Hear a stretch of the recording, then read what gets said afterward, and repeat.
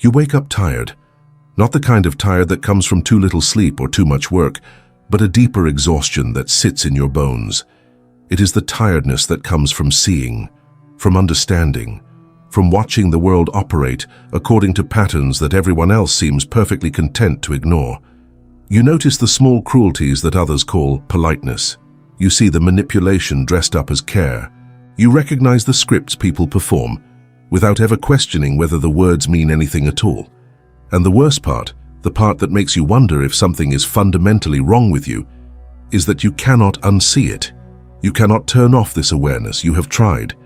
You have tried to be lighter, simpler, to take things at face value the way other people seem to do so effortlessly. But your mind will not cooperate.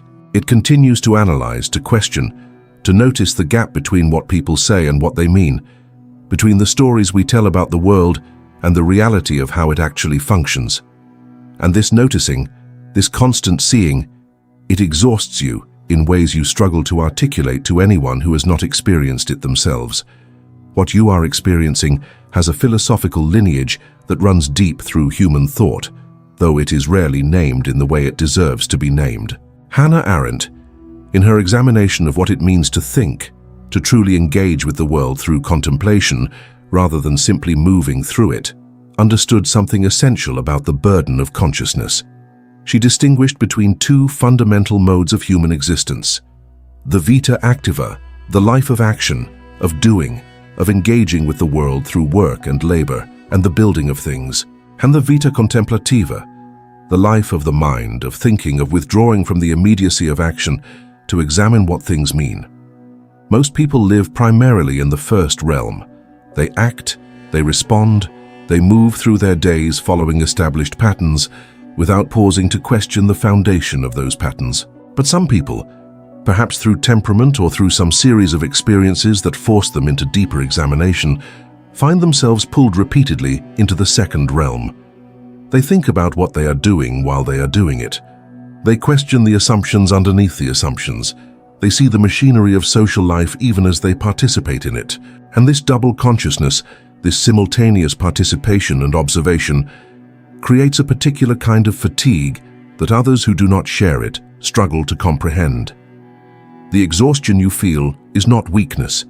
It is not a failure of resilience or a deficit of coping skills.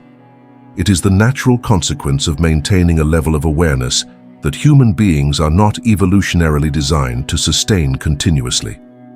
We are built to think sometimes and to simply act other times.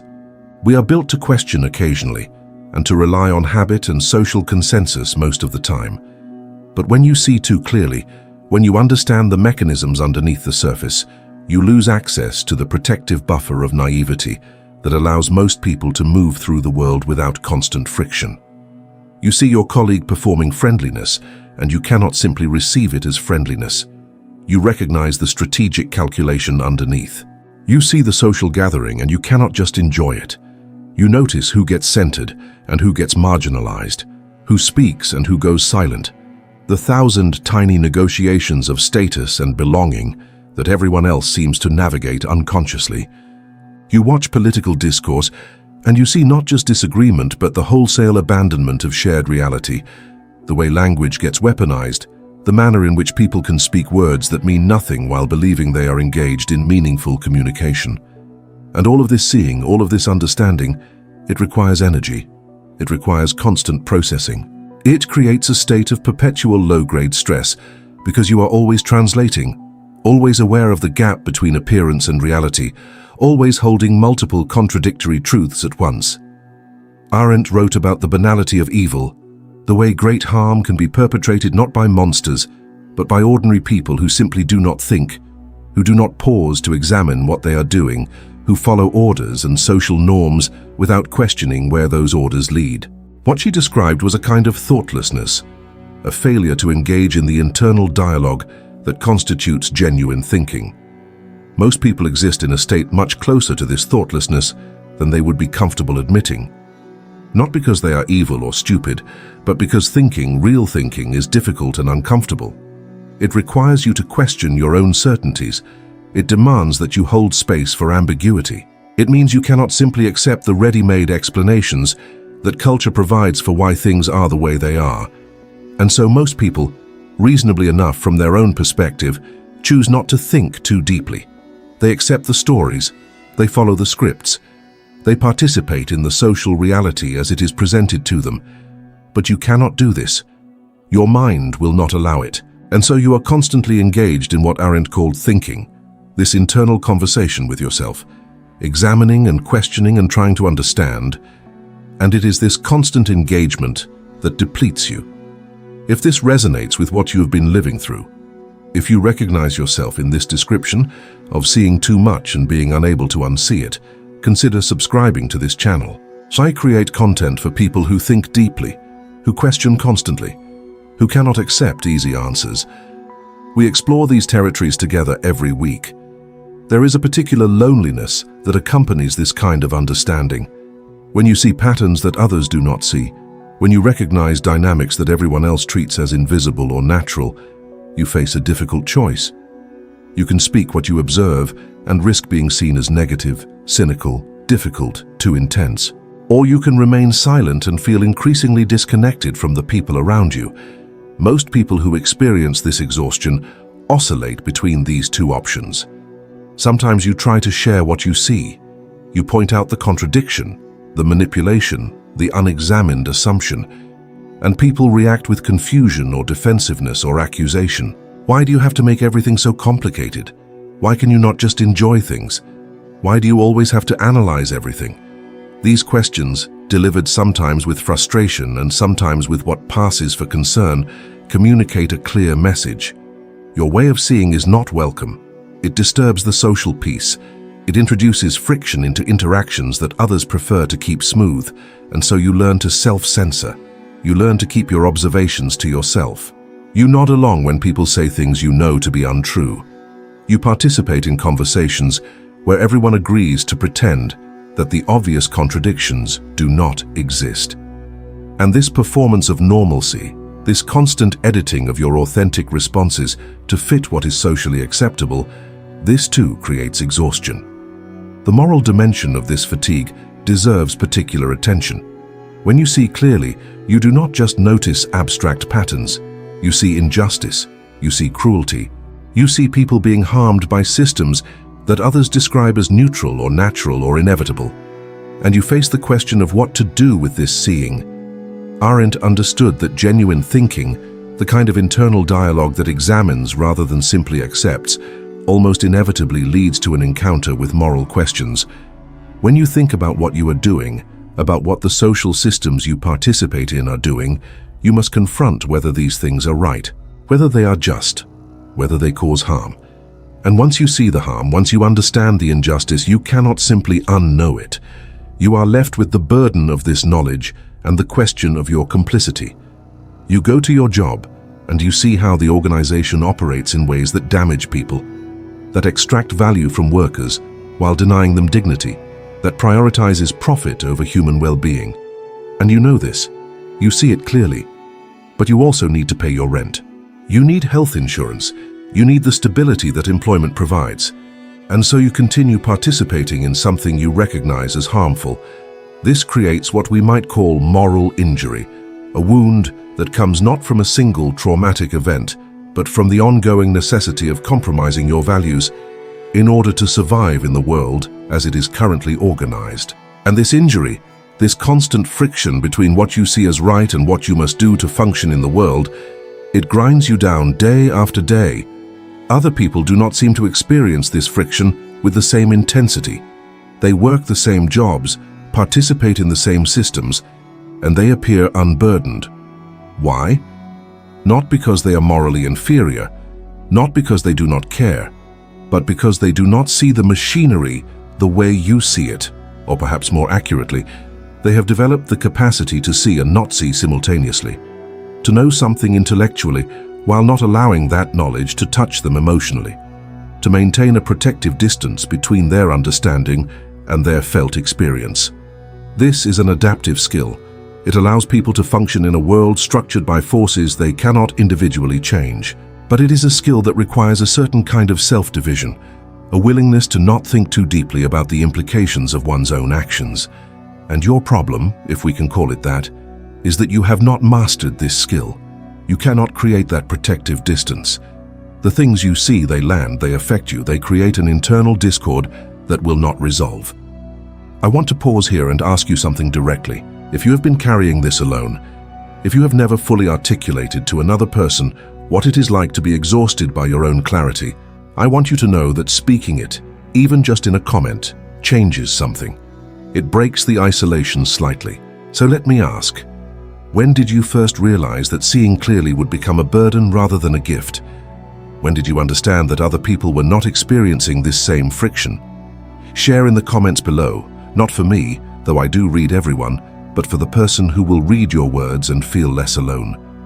And if finding language for this feels impossible right now, if the exhaustion itself makes articulation difficult, just type this: I see too much. 4 words. That is all. Because when you do, you give permission to others to name this same experience. Your willingness to be visible in this struggle, it creates space for collective acknowledgement. And in that acknowledgement, there is at least the beginning of relief from the isolation. So comment below. Tell me where you are in this. You are not alone in what you are feeling. The philosophical tradition has long recognized that knowledge can be a burden as much as a gift. The myth of Cassandra, cursed to see the future but never be believed. The story of the cave in Plato, where the person who escapes and sees the sun cannot convince those who remain in shadow. These are not just ancient stories, they are descriptions of a recurring human experience. The experience of seeing what others do not see, and being unable to make that seeing matter in the world. You recognize a dynamic that is harming your workplace. You see it clearly. You understand how it functions and why it persists.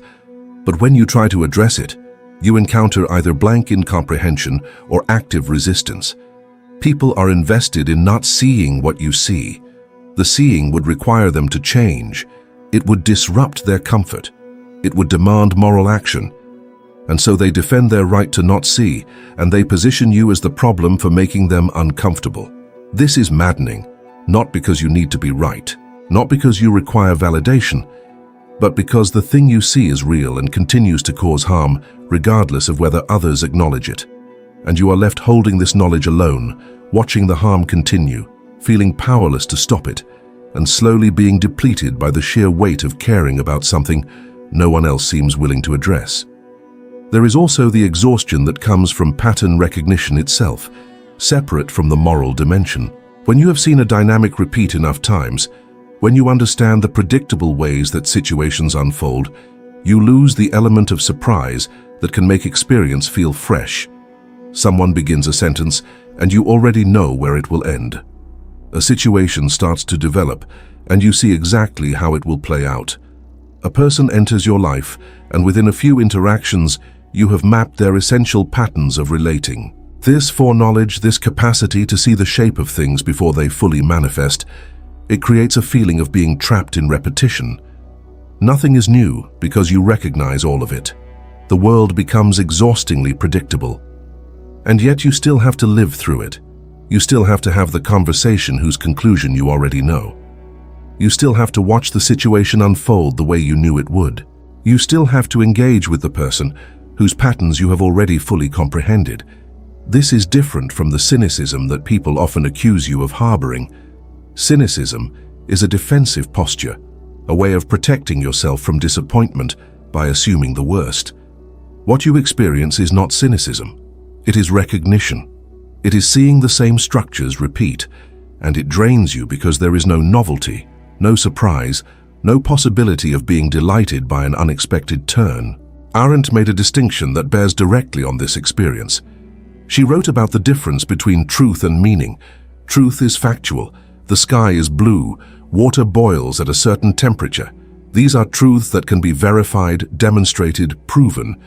But meaning is something different. Meaning is what we make of the facts, the significance we assign to them, the way we weave them into a narrative that helps us understand our place in the world.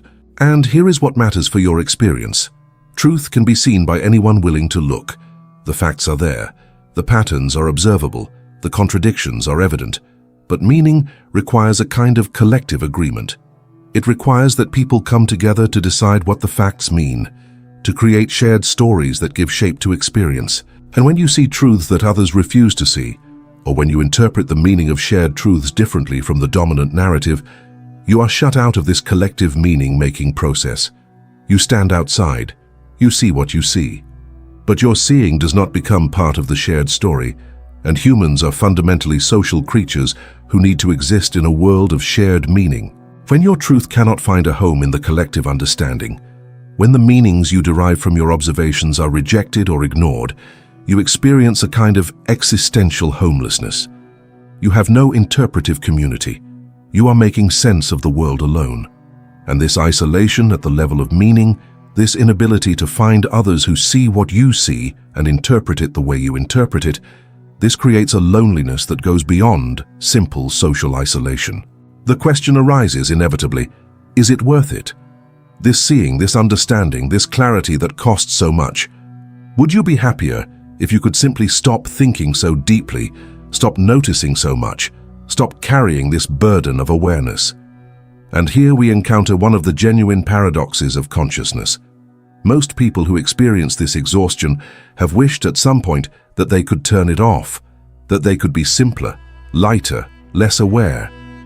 They look at people who seem to move through life without this constant internal friction, and they feel something like envy. Those people seem happier, they seem more connected, they seem less tired. And yet, when pushed, when really questioned about whether they would actually choose ignorance if it were possible, most people who think deeply cannot honestly say yes. Because the seeing, painful as it is, feels essential to who they are. To lose it would be to lose themselves, to become someone else entirely. And so they are trapped in a sense by their own consciousness, unable to unsee what they see, unable to stop thinking what they think, condemned, if we want to use dramatic language, to awareness. But perhaps condemned is too strong. Perhaps there is something else happening here that deserves attention.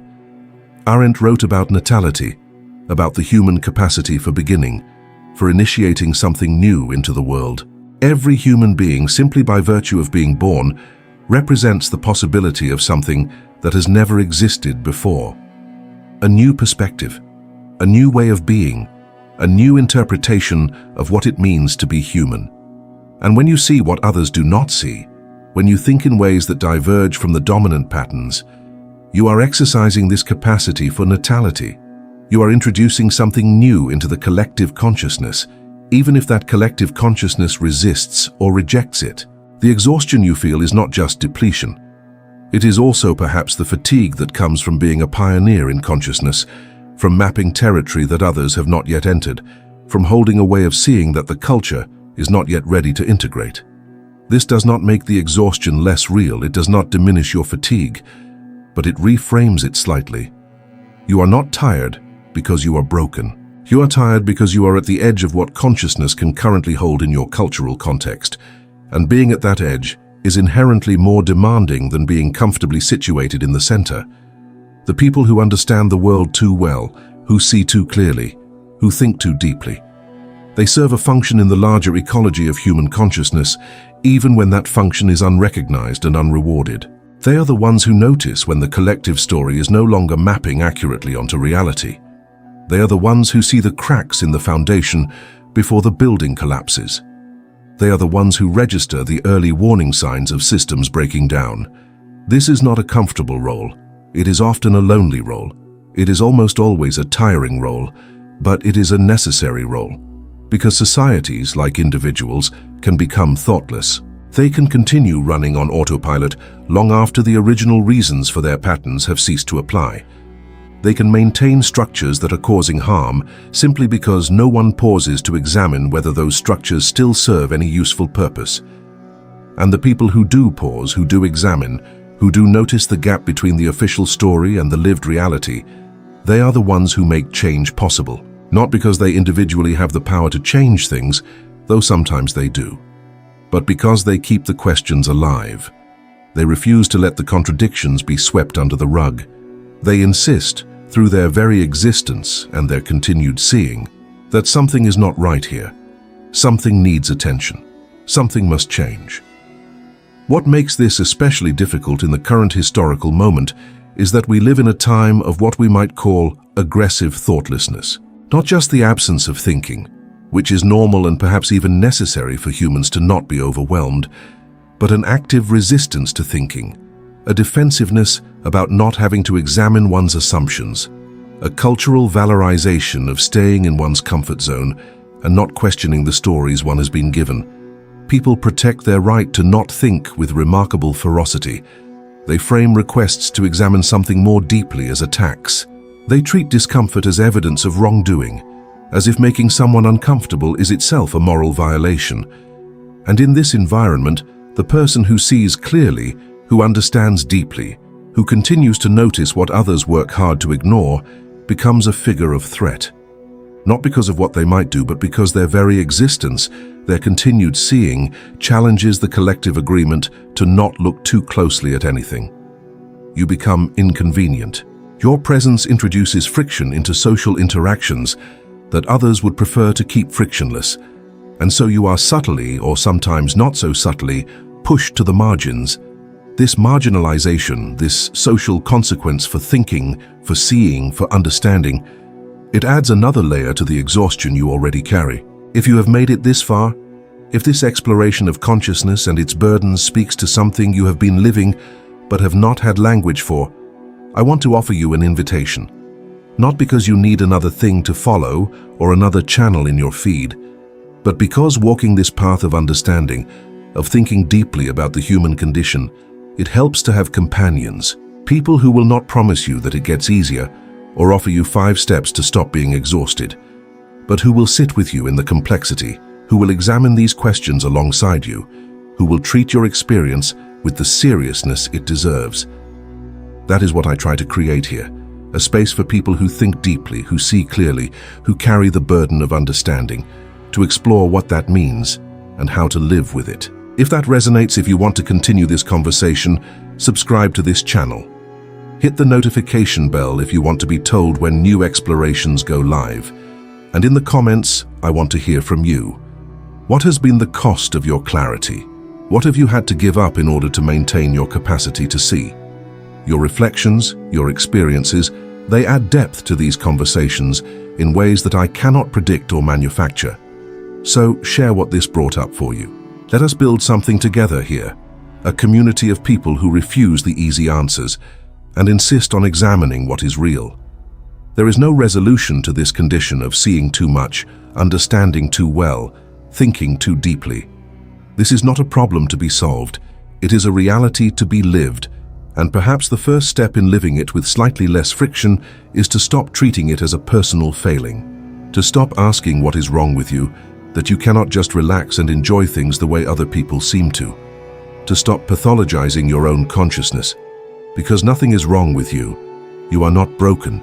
You are not too sensitive or too negative or too analytical. You are someone whose mind works at a particular level of complexity, who sees patterns and connections and contradictions with unusual clarity. And this capacity, while valuable, comes with real costs. The tiredness is real. The isolation is real. The moral injury is real.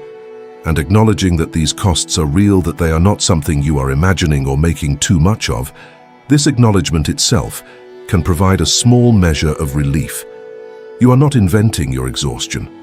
You are experiencing the natural consequence of consciousness, operating at a frequency that most of the world is not tuned to receive. What might it mean to accept this? Not in the sense of resigning yourself to suffering, but in the sense of stopping the fight against your own nature, stopping the attempt to be different, simpler, lighter, stopping the performance of not seeing what you see. What if you simply accepted that you are someone who understands the world deeply, who sees the machinery underneath the surface, who cannot access the protective naivety that makes life easier for others? What if you stopped treating this as a burden to overcome and started treating it as a characteristic to accommodate? The way someone with sensitive hearing learns to manage noise levels, the way someone with acute smell learns to navigate environments with strong sense. You would not pretend you cannot hear or smell. You would not force yourself to endure what genuinely overwhelms your senses. You would make adjustments. You would honor your experience. You would find ways to live that take into account your actual constitution rather than trying to force yourself into a shape that does not fit. What would this look like for exhaustion that comes from understanding? Perhaps it means being more selective about where you spend your energy. Perhaps it means finding the few people with whom you can speak truly and investing more deeply in those relationships rather than trying to maintain shallow connections with many. Perhaps it means accepting that you will never feel fully at home in mainstream culture and stopping the attempt to fit. Perhaps it means building a life at the margins, where your way of seeing is less of a liability and more of an asset. Arendt spent much of her life as an outsider, a refugee, someone who did not quite belong anywhere. And from that position of not belonging, she produced some of the most penetrating analyses of human society and politics that the 20th century gave us. Her exclusion from comfortable belonging freed her in some ways to see what insiders could not see, to ask questions that would have been impolite or unthinkable for someone fully embedded in the culture. There is a version of this available to you, not exile in the political sense, but a kind of self-aware marginality where you recognize that you see differently and you stop apologizing for it, where you stop trying to translate your observations into language that will be palatable to people who do not want to hear them, where you find your own people, your own interpretive community. Even if it is small, even if it exists mostly in books or online or in occasional deep conversations with the rare person who also sees. This is not about being special. It is not about being better than anyone.